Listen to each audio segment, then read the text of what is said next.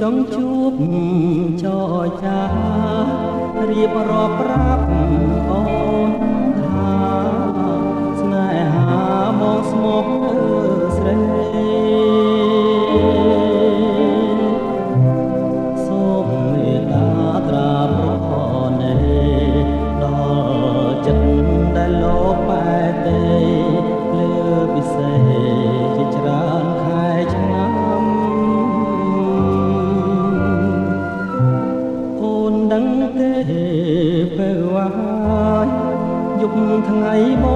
ងគេងព្រួយខ្លួនមួយយល់តែក្រៀមក្រំខ្យល់បងមកនាំយកអារម្មណ៍រាល់ថ្ងៃរស់ឥតត្រនំទ្រូងរំដំក្រៀមក្រំខ្លោចផ្សាសូមឆ្លើយប្រាប់ផងឆ្លើយមកនួនល្អឲ្យបងអស់ក្តីសង្កា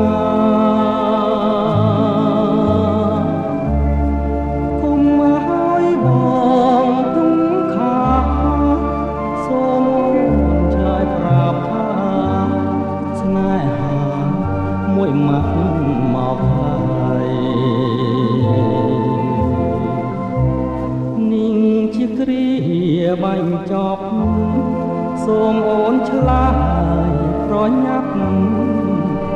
រញាប់ប្រាប់មកពីសេស្ម័គ្រមិនស្ម័គ្រក៏សូមស្រដីគុំឲ្យបងព្រួយរីងរេដោយសារស្រីមិនទាន់ឆ្លើយបង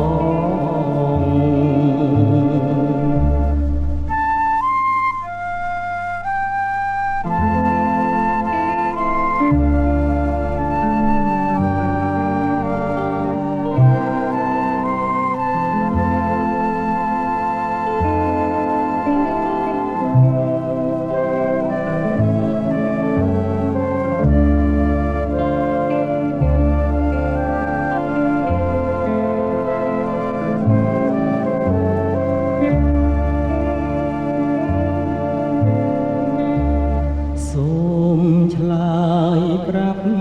ផងឆ្លើយមកនួនល្អឲ្យបងអស់ក្តីសង្ការគុំឲ្យបងទុំខាសូមឆ្លើយប្រាប់ថាស្នេហាមួយម៉ាត់មកហើយ